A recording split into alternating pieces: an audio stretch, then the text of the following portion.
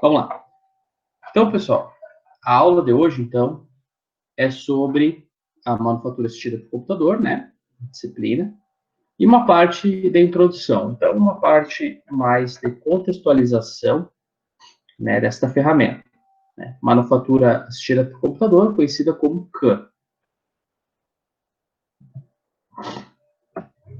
Manufatura assistida por computador, né?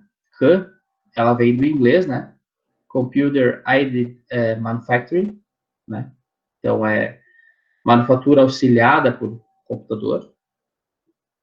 E a gente pode definir o CAM, tá, como um auxílio via computador na preparação da manufatura, representando, então, as tecnologias utilizadas na produção, não só dizendo respeito, né, à automação da manufatura, que quando a gente fala em CAM, o cara já pensa, é o programa que vai fazer as trajetórias das ferramentas para fazer uma usinagem de uma peça mais complexa.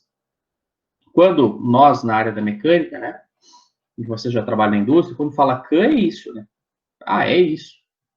Mas não, tá? Não só diz respeito à automação da manufatura, tá? Mas CNC, CLP, tomada de decisão, plano operacional, entre outros, tá? Então, o auxílio via computador ele não é só relacionado à manufatura, tem diversas coisas, né, que vocês vão ver, que é o sistema CAX, né, CAX. Então, apesar de toda essa abrangência, né, o termo CAM ainda é sinônimo, né, de CNC, que por causa, né, do que a gente fala em aula, fala em conversas, em projetos, a gente sempre fala CAD-CAM, CAD-CAM, né? Então, o CAD-CAM fica sempre unido, né? E sempre representando a ligação entre o CAD e o CNC, né? A máquina. Então, o CAD modela a peça, né, em 3D. O CNC processa, né, faz as trajetórias, tu verifica as trajetórias, tu utiliza, verifica se vai bater, se qual ferramenta dá certo, como vai ficar. Isso é a parte da programação da máquina CNC, e o CNC, então, executa esse serviço, né? Então, pessoal, como é que eram as primeiras máquinas? Tá? As primeiras máquinas, então, CNC, foram datadas lá de 1801. Tá? Era um cientista lá que ele queria automatizar a produção, né, nos teares. Então, 1801, aí a gente está falando antes da segunda revolução, né, industrial. Não lembro, nunca lembro a data das revoluções industriais. Vou procurar aqui. Segunda, acho.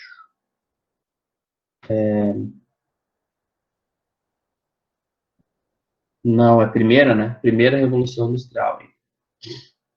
Uhum. Que é a do tear mecânico, né? Então, essa é a primeira revolução industrial. Beleza. Então, no final, ali na metade da primeira revolução industrial, né, quando trocou-se totalmente manual para alguma coisa automatizada, alguma coisa mecânica, começou a surgir as primeiras máquinas CNC, né? Claro que não era uma máquina CNC que nem a gente vê hoje, mas era o princípio, né, da máquina de CNC que nós temos hoje. Então, as máquinas, elas utilizavam um cartão perfurado para a produção de tecido, tá? Quem é mais velho, né, quem tem aí 50 anos, né, não é o caso, acho, de nós aqui, mas quem é mais velho, fez faculdade, né, por exemplo, o meu professor lá durante a faculdade falava que eles faziam programação, a disciplina de programação, furavam tudo o cartão, né? Que é essa figura que está aqui. Essa fita, furavam, levavam lá no centro de processamento de dados da universidade e verificavam se o programa estava certo. Ah, deu errado. Volta, fura tudo de novo, né? Vê onde está o erro, né? Primeiro, tenta achar, arruma, vai lá, testa de novo. Era assim, né? Então, era com uma fita perfurada ou um cartão, né? Então, o pessoal tinha que fazer isso.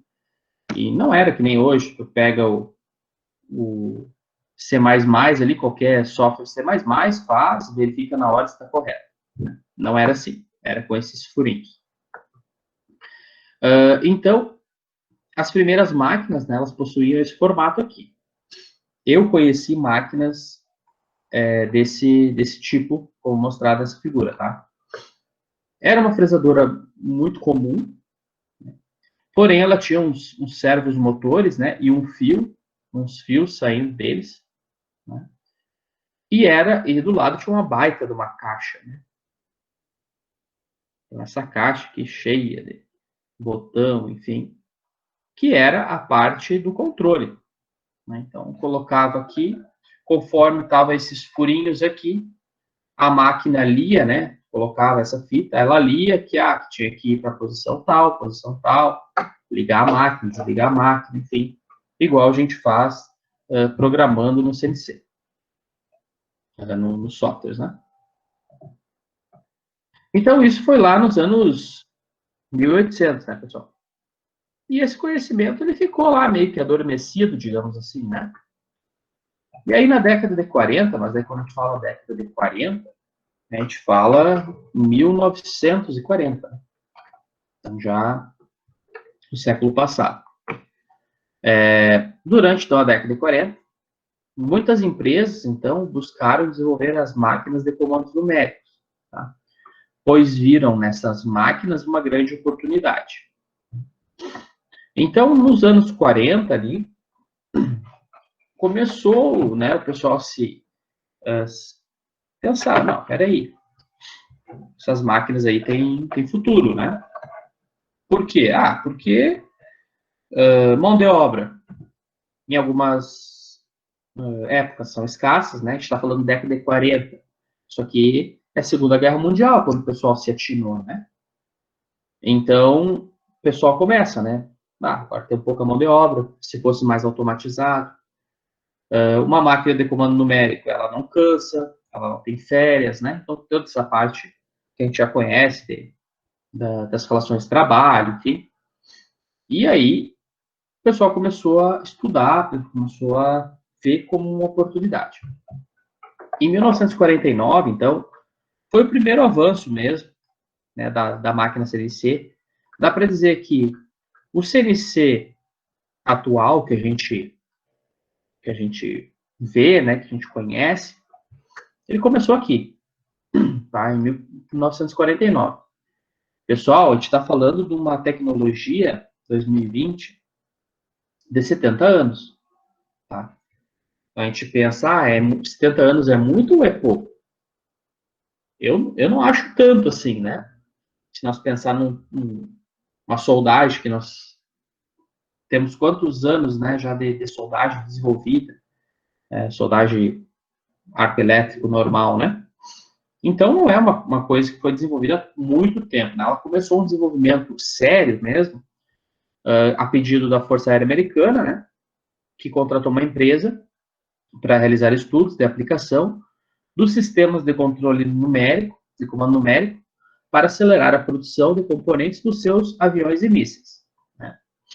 Isso aqui a gente está falando Guerra Fria, né, pessoal? Terminou a Segunda Guerra Mundial, Guerra Fria, aquela tensão no ar, e aí começou, então, mísseis e aviões, né? Os Estados Unidos tinha que mostrar que era maior do que a União Soviética, e essa empresa que foi contratada subcontratou, né, o laboratório de servomecanismos do Massachusetts Institute of Technology, né, o famoso MIT, tá? Uma universidade de referência no mundo todo, né, de desenvolvimento reprodutos, enfim, é o sonho aí de qualquer pessoa estudar lá, né? Então, beleza, ela contratou esse laboratório. O laboratório, então, começou, então, se não me engano, foram 3 anos, ou 2 anos de estudos, né? O que eles fizeram? Pegaram uma fresadora existente lá no laboratório, uma fresadora 3 eixos, antiga, e removeram os controles de cópia dela, tá? Ela era uma fresadora copiadora.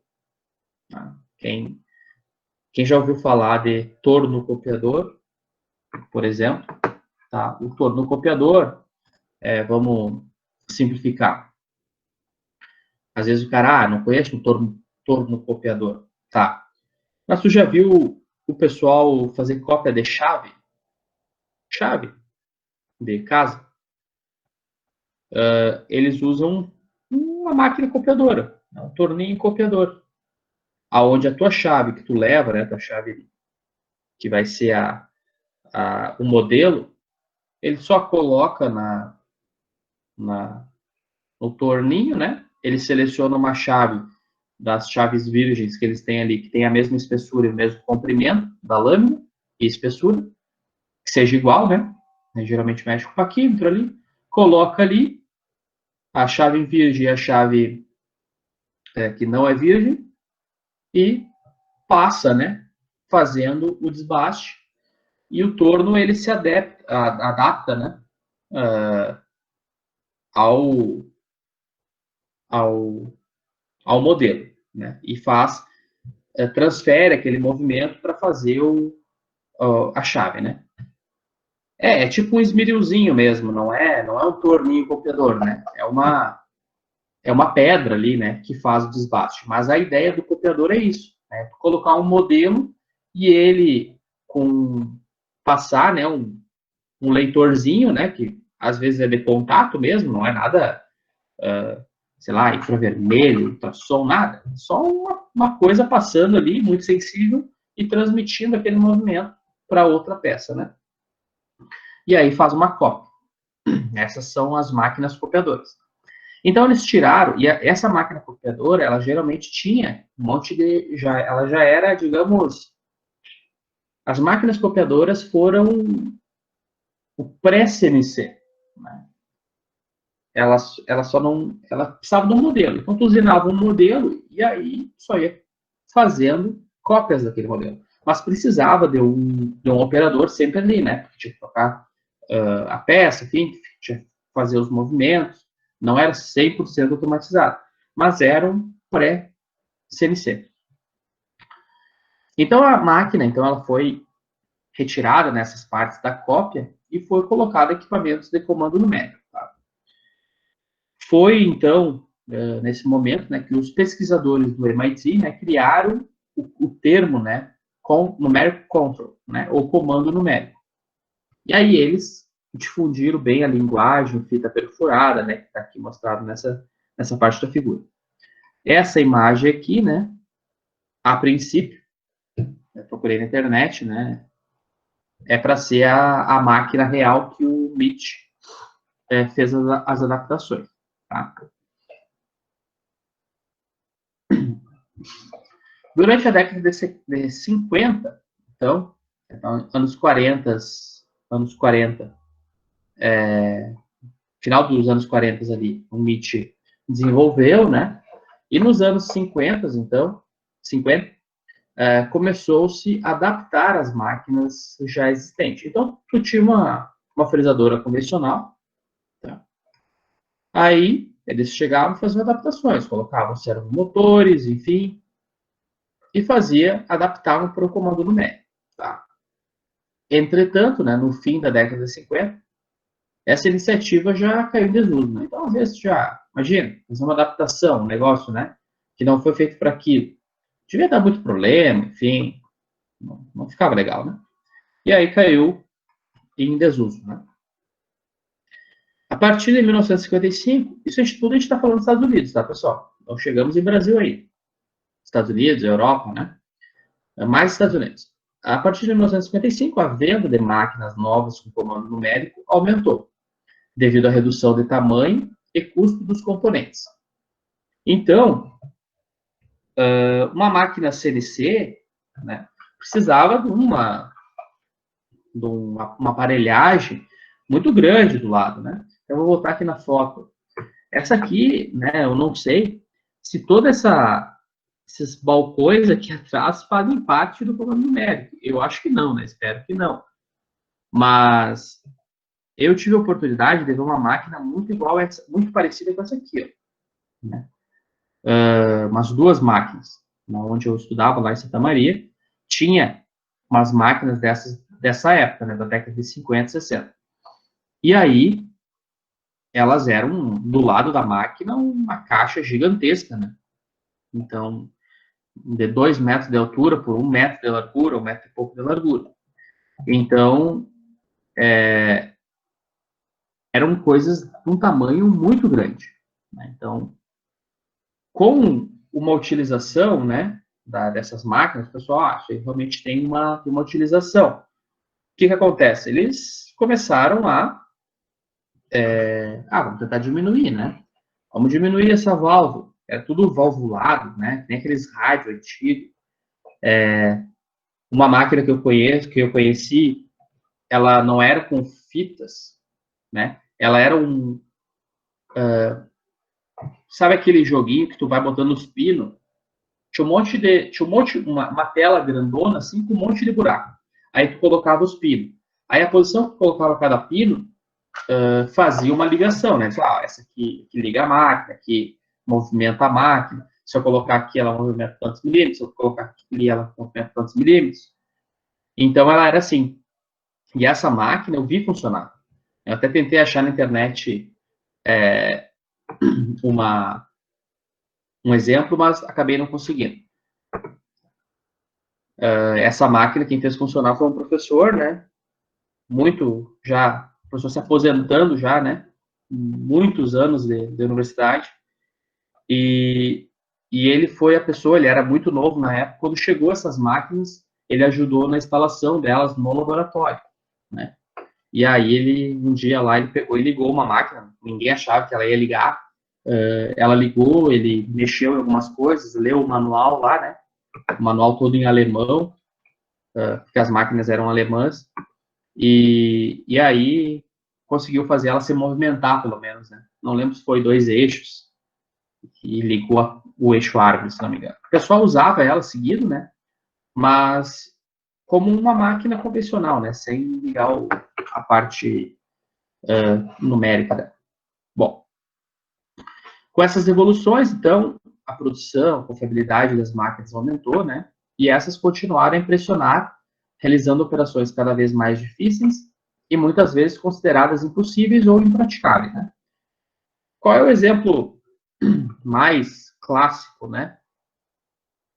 Como é que antigamente nós íamos fazer uma superfície dessa forma?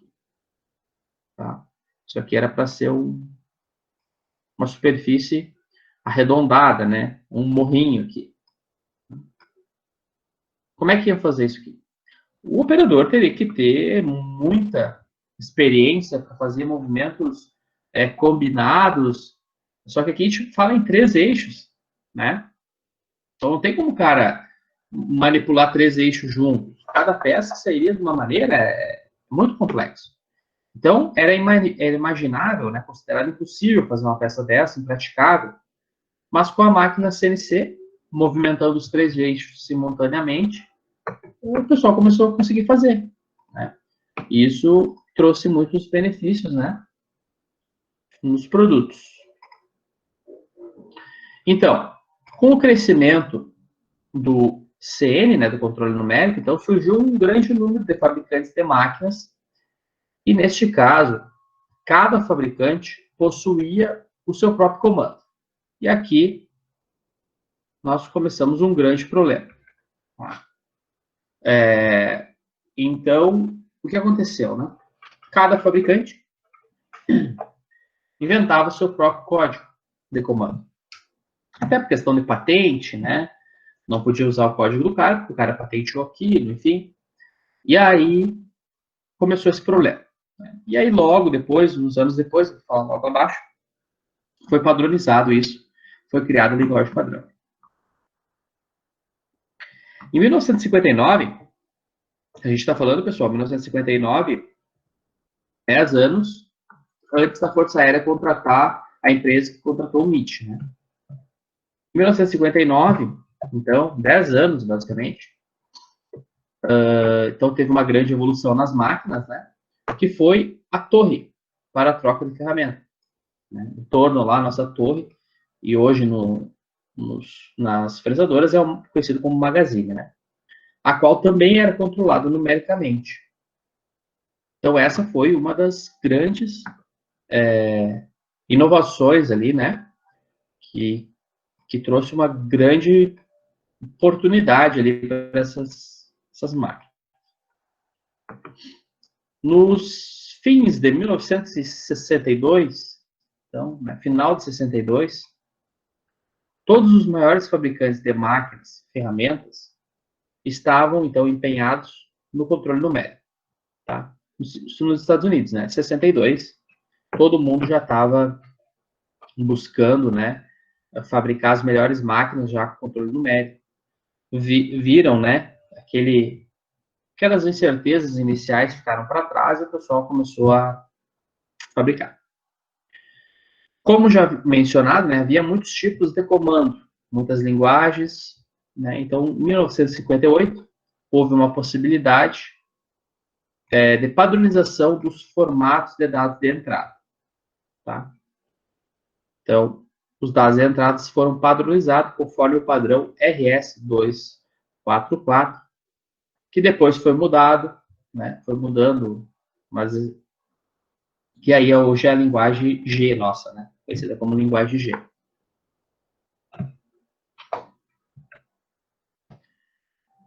Nos anos 70, então, foram introduzidas as máquinas CNC, que passaram a depender menos da parte de hardware. Tá? Então, depender menos da parte física, né, do conjunto físico, que tu pode tocar, né? E o funcionamento foi mais baseado em software. Então, começou a se desenvolver softwares de CNC, né?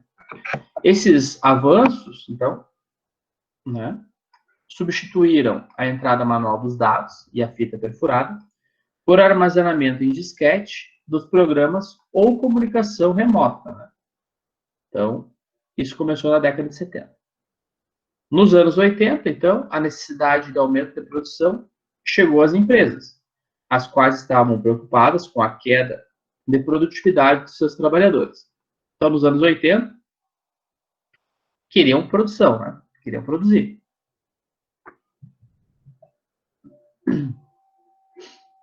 Os principais fatores que induziram a pesquisa, aparecimento e introdução do uso de CNC foram, então, o avanço tecnológico após a Segunda Guerra Mundial, né, a famosa Guerra Fria, a necessidade de adaptação dos equipamentos aos conceitos de fabricação com baixo custo.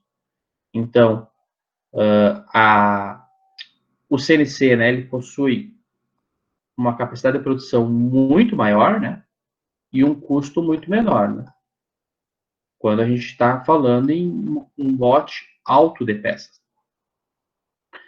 Outro fator, né, que introduziu, então, que induziu, né, na verdade, não introduziu, induziu ao aumento, né, do uso, estudo de CNC, tá, foram os produtos de geometria complexa e de alta precisão, né, que o CNC conseguia fazer. E outro menor tempo, né, entre o projeto do produto e a fabricação.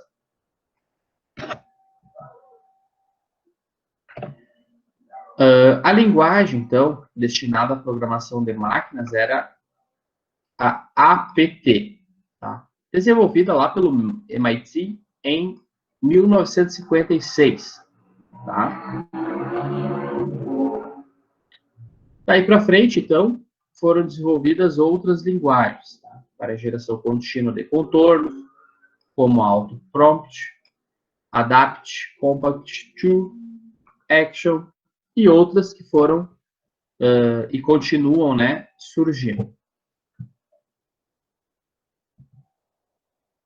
Com o aparecimento do circuito integrado, né, as placas de circuito integrado, CI, houve uma redução do tamanho físico dos comandos, né, e o aumento da capacidade de armazenamento, comparando-se, né, com os controles transitorizados. Tá? Então, né, o grande boom, né, tanto na computação quanto computação, né, se desenvolveu e logo o CNC que utiliza o comando computadorizado se desenvolveu também, né? Hoje vocês vão ver a máquina CNC, a parte de comando de computador dela cabe numa caixinha, né? Então não é nada não é muita coisa que precisa, né? Por causa dessa evolução na parte de circuito impresso. Em 1967, surgia no Brasil as primeiras máquinas controladas numericamente vindo dos Estados Unidos. 67, tá? Então vamos ver qual seria o nosso delay. Começou em 67, Brasil. 62 lá, todos os fabricantes já estavam empenhados em controle numérico, tá? Então foi 5 anos de delay aí para que as máquinas começassem a chegar no Brasil. Só que os Estados Unidos já estava desenvolvendo o comando numérico, já estava sendo utilizado o comando numérico há quase 10 anos, né? Então eles desenvolveram muito mais, estavam muito à nossa frente, né? Até chegar no Brasil, até o pessoal começar a estudar, o pessoal começar a entender, né, começar a desenvolver os produtos, demorou mais 10, né? Na década de 70, então, né, começa, então, as primeiras máquinas CNC no Brasil, né? E também começam a surgir as primeiras máquinas CN, né? Numeric Control, tá? Então, as primeiras máquinas CNCs eram importadas, né? E naquele momento, as primeiras máquinas CN eram fabricadas nacionalmente. Aqui tem um textinho, né? A diferença básica entre uma máquina CN e uma máquina CNC é que as máquinas CN não são providas de memória, ou seja, os controles apenas leem os comandos e executam as tarefas, não permitindo alterações nos programas na hora da produção. Por sua vez, as máquinas CNC possuem memórias e permitem essas alterações, aumentando as possibilidades das máquinas. Então, vou fazer uma analogia. Quando a gente programa a máquina CNC no MDI, vocês lembram? Ela liga a máquina, ela movimenta, só que terminou aquele programa que escreveu, ela apaga aquele programa, né? Então não tem memória. A máquina CN, né, é isso. Ela é controlada numericamente, porém ela não tem memória. Então, não vai ter como ficar salvo aquele programa ali, tu ir lá, editar ele novamente, fazer outras peças. Tá? Então essa é a diferença. No nosso campus ali, qual máquina é CN? A nossa dobradeira. Tá? Nossa dobradeira, ela é CN. Tu só escreve o programa e ela executa e aí vai ter que escrever outro programa. Claro, dá para te executar 100 peças dele. Ele fica ali executando 100 peças. Mas se tu desligou a máquina, ele some. Mais ou menos nessa ideia. A partir daí, né, da década de 70, então, observou-se, né, uma evolução contínua e notável, concomitantemente, né, com os computadores em geral. Se nós pegar o computador da década de 70 e o CNC da década de 70 e comparar com hoje, né, com os computadores CNC de hoje, a gente vê que foi uma evolução muito notável. Beleza. Então, com essa evolução, né, cada vez os CNCs mais modernos, com mais eixos, mais velocidade, mais, enfim, muito mais tecnologia empregada nessas máquinas. Beleza. Então, essa foi a parte inicial, né, histórica, para a gente saber da onde saiu o CNC, né, o CAN, né. Na verdade, da onde saiu o CNC, né. Agora, o CAN ele é uma consequência do CNC. O CNC veio antes do CAN e antes do CAD. Então, vamos lá agora falar de tecnologia CAD-CAM, né, que a gente sempre... São coisas distintas, uma é uma coisa, outra é outra coisa. Só que a gente foi condicionado a sempre unir essas duas tecnologias, né? Enfim, pelos nossos próprios softwares, né? Que já vêm integrados. Então, a tecnologia CAD-CAM, ela corresponde à integração das tecnologias CAD e CAM num sistema único e completo. Os sistemas CAD e CAM são os mais atuais, né? Que existem hoje, no preparo de programas CNC. Então, como é que funciona? Né? Como é que a gente definiria o sistema CAD-CAM? Então, eu definiria com esse parágrafo. A partir da interpretação de geometria das peças armazenadas em um arquivo gráfico gerado no CAD, são criados programas CNC segundo algumas informações fornecidas pelo programador usuário do sistema CAM. Então, a integração, né, esse CAD-CAM, como é que funciona?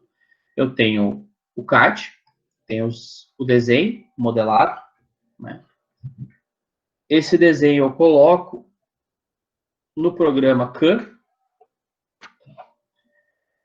forneço algumas observações, algumas informações, quero que faça um faseamento com uma ferramenta, eu quero que o espaçamento entre linhas seja de tanto, eu quero que passe, no final do passe, eu quero que passe 20 milímetros do final da trajetória, eu quero que tire tantos milímetros por vez, eu quero, enfim. Então, isso é tudo informação que tem que colocar no CAM para que a máquina gere as linhas, gere o código CNC, né, as linhas de trajetória. Então, essa, para mim, é a melhor definição do CAD-CAM. Então, segundo um autor, né, atualmente a oferta de softwares CAM, né, que só fazem, então, a parte do trajetórias, enfim, integração das ferramentas, se expande devido à modernização da indústria brasileira para competir, né, com os mercados globalizados, no mercado globalizado. Os sistemas CAM, né, CAD-CAM surgiram com a finalidade básica de eliminar a monótona e demorada programação manual pela geração de códigos para máquinas CNC. Então, como é que era antigamente? Antes de ter o CAM, era programado linha por linha, tá? Na mão. Depois, ele ia para a interface da máquina e digitava linha por linha. Então, era demorado, saía caro, né? Porque era tempo desperdiçado, a máquina ficava parada, chance de erro altíssima. Então, essas eram as desvantagens, e por isso que se buscou alguma coisa automatizada para dar mais produção, né? Pra desenvolver mais essa parte do CNC, né? Não perder tanto tempo. Então, a evolução, então, além da geração do programa, né? A evolução do CAM, além da geração do programa, oferece, então, outros recursos, tá? como a visualização dos modelos 3D, o sistema CAD, e de simular, né, os processos de usinagem de sólidos. Essa é a grande sacada, né, do sistema CAD. Tu vê o sólido, desenha, e depois tu vê ele, simula todo aquele processo de usinagem. Antes de migrar para o sistema CAM, né, programava-se os processos de usinagem manualmente, desde os cálculos de percurso de ferramenta, edição e inserção dos programas nas máquinas CN. Tá? Então, tudo era calculado, né, pessoal? Era ponto por ponto. Digamos que uma peça retangular quisesse só facear, né? Que nem a gente fez lá de CNC. Tinha que vir para cá, fazer esse ponto, voltar, fazer esse ponto, voltar, fazer esse ponto, voltar, fazer esse ponto, voltar. Beleza. Chegou aqui, aprofundar 2 milímetros e voltar. Quer tirar 10 milímetros, vai fazer 5 passadas disso. Né? Então, dá muitas linhas de código, né? E a chance, né, é muito alta de ocorrer um erro na programação.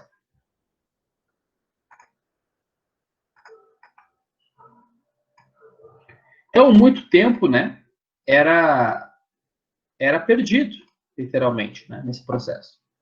Além de não atender a demanda da fábrica e gerar muitos erros de programação. Né? Então, imagina, já era uma tecnologia nova. Ninguém sabia muito bem como funcionava, né? Nos primórdios. Tu tinha poucos funcionários para fazer aquele serviço. O funcionário que dominava a técnica fazia devagar, né, no tempo dele, para não gerar erros, né? Imagina, as máquinas quebravam, se hoje é caro um CNC, imagina há 30 anos atrás. Então, o CAM, né, ele veio para eliminar esses problemas, ou diminuir muito esses problemas. Então, com a inserção da nova tecnologia, né, foram alcançados alguns benefícios. Versatilidade e rapidez na elaboração de programas, geração de programas mais confiáveis, redução de peças refugadas, eliminação da perda de tempo com correções dos programas durante o processo de fabricação e redução drástica dos custos referentes às horas de programação. Essas foram as grandes conquistas, né, os benefícios dessa inserção dessa nova tecnologia. Beleza. Então, a gente estava falando sobre o CAD/CAM, e agora a gente vai falar sobre a geração de programas CNC.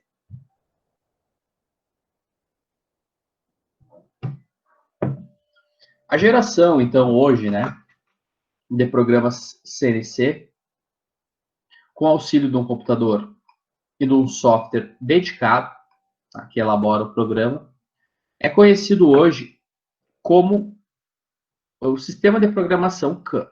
Então, quando a gente fala CAM, né, a gente sempre lembra do computador, né, do software, que vai elaborar o programa para nós, e nós vamos precisar programar, linha por linha. Né? A gente vai precisar dar insumos para o software. Né? A gente vai dar parâmetros para ele, a gente vai dar ferramentas, a gente vai dar offset de linhas, qual acabamento a gente quer, como a gente quer, e o software, depois que tirar todos esses parâmetros, vai nos dar uma peça.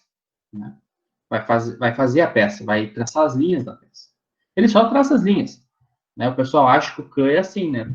Pega o CAD, só abre a abinha do CAM, larga a peça ali, espera 10 minutos e a peça vai sair como tu quer. Né?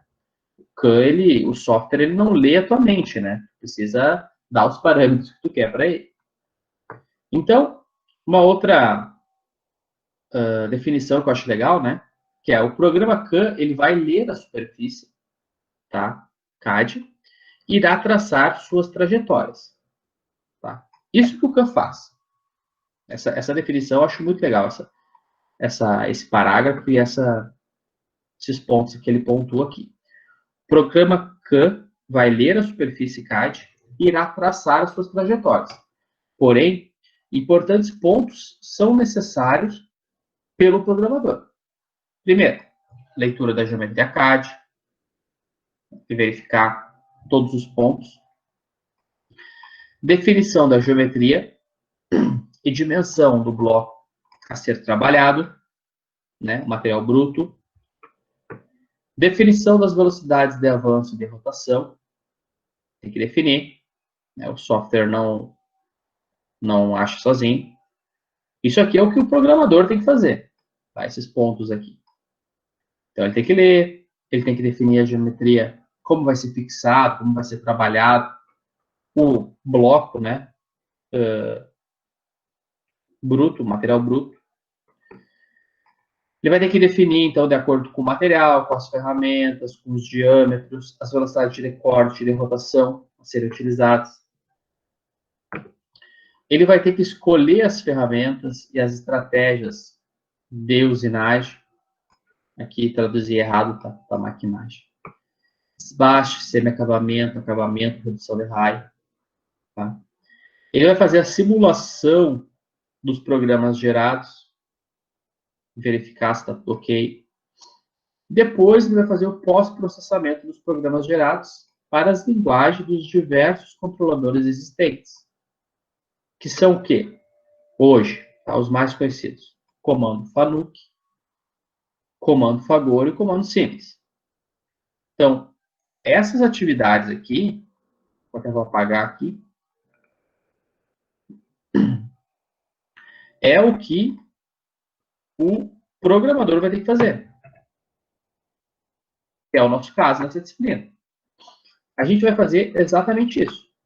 O nosso foco da disciplina é exatamente esse. A gente vai usar o CAM, né, para ele ler e traçar as trajetórias. É isso que ele faz para nós. Porém, a leitura da geometria CAD é de responsabilidade nossa. A definição da geometria do bloco a ser trabalhado, a fixação do bloco, né, é nossa, quanto programadores. A definição das velocidades de corte, de avanço, rotação, é nossa. A escolha das ferramentas e estratégias de usinagem também é nossa. Então, a gente vai pegar, por exemplo, a gente vai usar essa ferramenta de tal, de metal duro ou de aço rápido. Aí tu vai vir, tu vai fazer o desbaste. Depois tu vai fazer um semi-acabamento, vai trocar de ferramenta. Ah, tem um raio de resultamento, tem não sei o quê. Eu vou usar 2, 3 ferramentas de raio diferente, né? Para chegar naquele raio que a gente quer, um raio interno de 2 milímetros. A gente não pode pegar uma ferramenta que tem diâmetro de 20 e fazer um raio de 2 milímetros. Você sabe que não dá. Então, tem que sair com uma D20, depois com uma D10, depois com uma D5, depois uma para D3 milímetros, depois com uma de raio 2, 1,5, de meio milímetro, de 1 milímetro, para poder fazer os acabamentos corretos, né? Certinho. Então, são etapas que a máquina não vai saber fazer. A máquina ela vai pegar uma ferramenta de raio 1 e vai fazer aquele raio pequenininho que tu quer. Só que a gente sabe que isso é inviável, porque vai quebrar a ferramenta, porque vai demorar dias para fazer aquilo. Então, a gente tem que fazer então, essas estratégias de usinagem para diminuir tempo de processo. Isso é o programador que faz. A simulação dos programas é muito interessante para verificar possíveis erros, né? E pontos que tu pode melhorar, né? Pontos que tu pode dizer, aqui a gente poderia mudar essa ferramenta, pegar outra ferramenta, que vai diminuir 5, 10, 15 minutos no processo.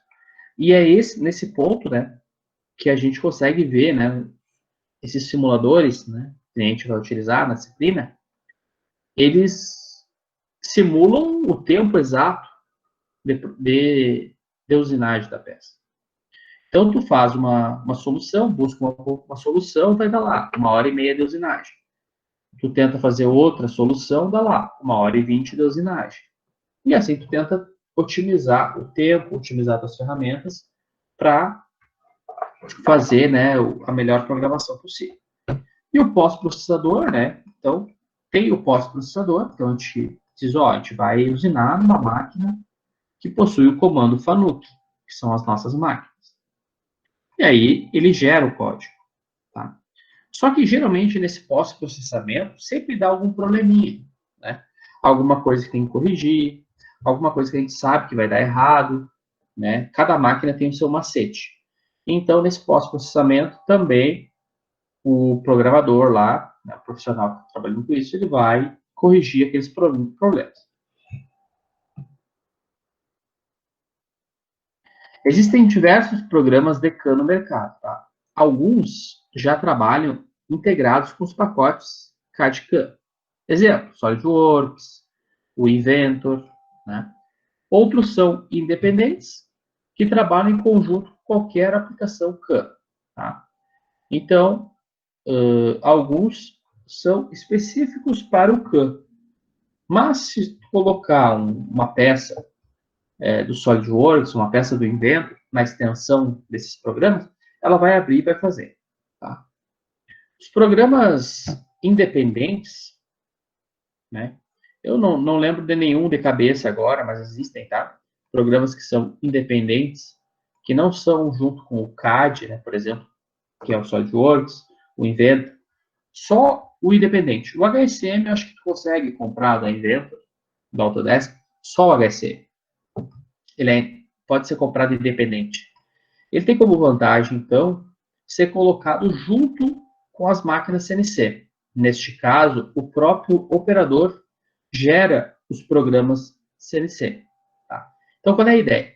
Tu tem um programa dedicado para o CAM, o programador, o cara que está na máquina ali, operador, programador, ele recebe a peça do projeto, lá do CAD, e diz, ó, essa é a peça que tu tem que fazer.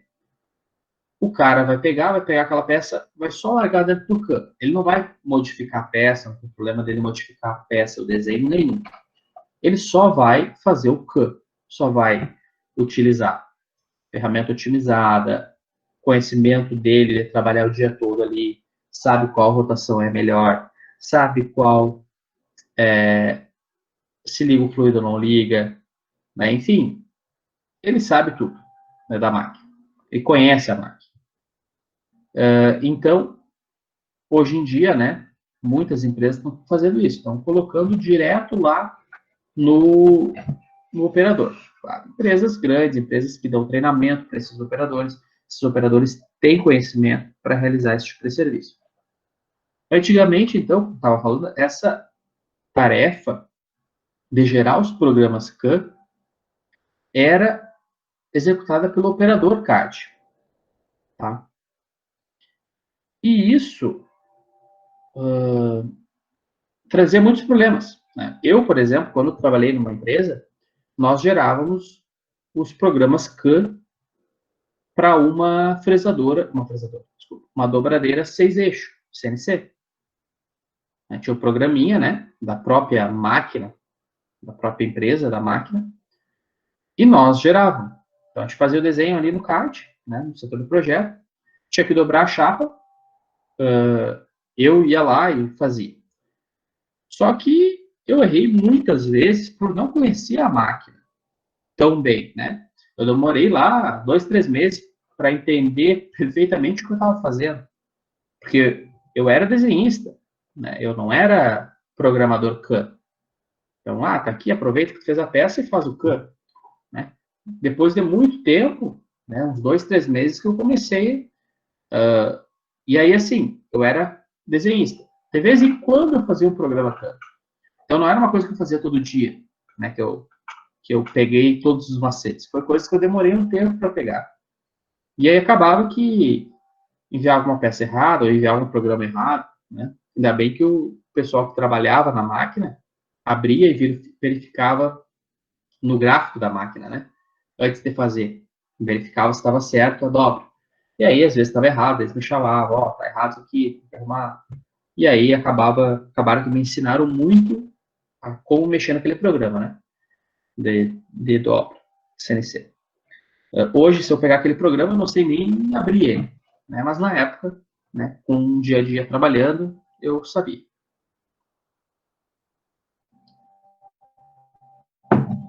Mas essa era o caso da empresa lá, uma empresa pequena, né? Que o próprio CAD, o operador CAD, fazia a dobra.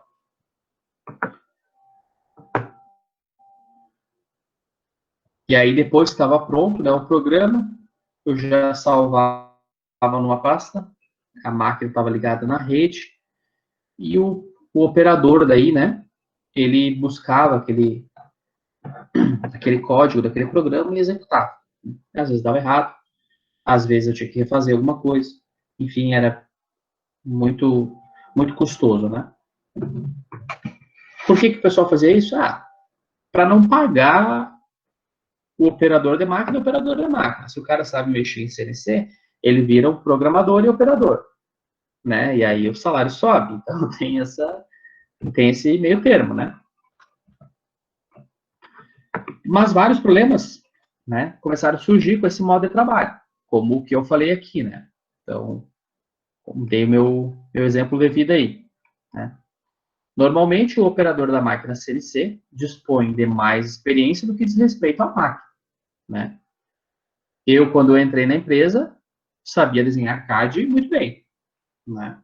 Mas operar uma máquina CNC, não. Eu nunca tinha visto uma máquina CNC 6 eixos.